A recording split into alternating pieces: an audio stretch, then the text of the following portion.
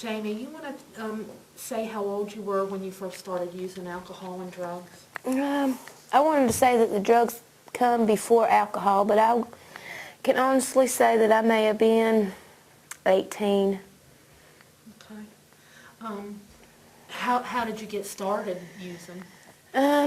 Well, I can't blame anybody else for my actions, but it would have to be around the people that I hung with and maybe the places that we went and just where it was around me and it was available to me, I mean, all the time, all day, all evening, 7 days a week. So you got involved with the crowd that was using alcohol and drugs? Yes. Okay. Okay. Is there a reason why you started using? There is no reason. Curiosity, I could say, was a main factor in it. Again, nobody forced me to do anything. Nobody forced me to take that first drug, or even after or when I started drinking. It was just curiosity, I'd say. It wasn't even to the fact where I wanted to fit in, because, you know, everywhere I've went, I've always fit in, if it was just because of the jokes I told. Or I always hung out with people that were older than me, and they always, you know, thought I should be older than I was because I was, I mean, at their level, with or without the drugs, you know, because they didn't use all the time. But I would say curiosity, and when curiosity got me, that's all it took, was that one time. Okay. What drugs did you start with? Oh, well, I was around all of it. I was around from just the simplest of the weed, and then there was the pills, and there was the cocaine. And the cocaine's what I tried first, and then, you know, I came into the weed, and it seemed to ease me a little better than just all the time. You know, I could go home and smoke weed and not be as hard to hide, or, you know, or as expensive. You know, at 18, I worked 2 jobs. I started working when I was 16, so I had money, so money wasn't a problem. But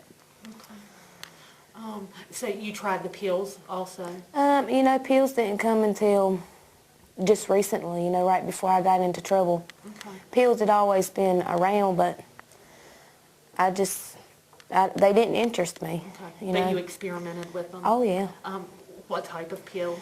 Oh, we started out with the Valiums, which made me go to sleep, and that's not something that I like to do. You know, I'd be sitting there on the couch sleeping, and everybody else would be wired, and I experienced the Valiums. I did a few, you know, Percocets, which was the pain pills, and the Hydros, and I experienced some OCs, and I knew right then, the first time that I experienced them, that was not the way to be. So I found myself nodding out and, like, incoherent, and I didn't like them. When you say OCs, what does that mean? Oxycontins. You talked about using Coke.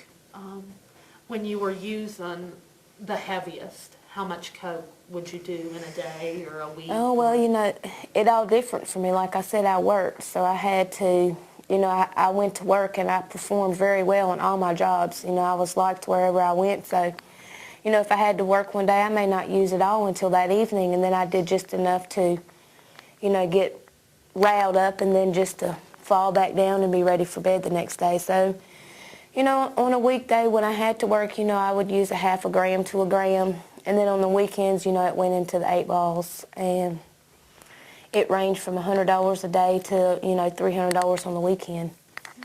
And on the weekends when it was just, you know, if it was just me and another person, it still varied. It could be an 8 ball, or if, you know, we had other people come in that partied with us, you know, it was unlimited. I mean, it was always available to us, so the price was just whatever it took to make everybody happy.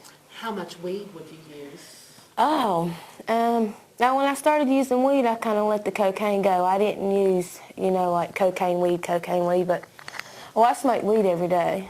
You know, I mean, it made me smile, it made me happy when I was down. It still made me smile, you know, I could make people laugh.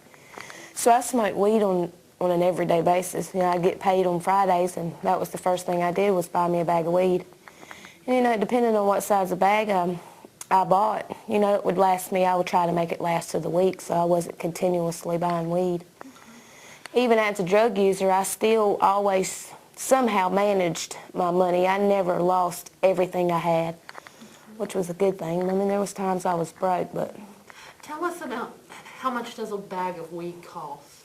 Oh, well, that is changing. It's going to change, and it'll change today, tomorrow. But You know, you used to be able to buy dime bags, which you could roll what people call joints, or, you know, there's things called blunts. People like to roll blunts. You could buy a dime bag for $10. You can buy a bag for $20. I usually buy a bag that costs you about $35, $40, which is a quarter bag. Okay. Then you go to the ounces, which would last me, I don't know, 2 weeks, depending on how many people I smoked with, and that runs you from 120 to maybe $160. Okay. What about the Coke? Like Whoa. a gram of Coke would cost what? $100. Okay. What about an 8? People talk about 8-ball. Oh, well, it just all depends on where you go, 180 to 300 and some dollars. Okay.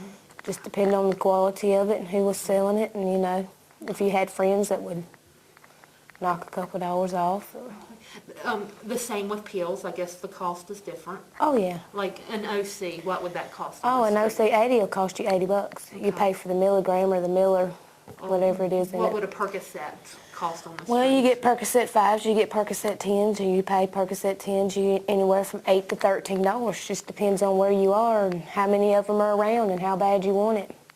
Me, I wouldn't pay top of the line because, you know, I could do without it. I'd substitute one for another. So if I couldn't get a pill for $8 and I thought $13 was too much, I would buy a bag of weed, you know. Let's talk about your alcohol use. When did you start drinking? Oh, you know, I was 21 years old before I started drinking. You know, when I turned 21, everybody was like, you can buy alcohol, you can buy alcohol. I was like, I don't want to buy alcohol.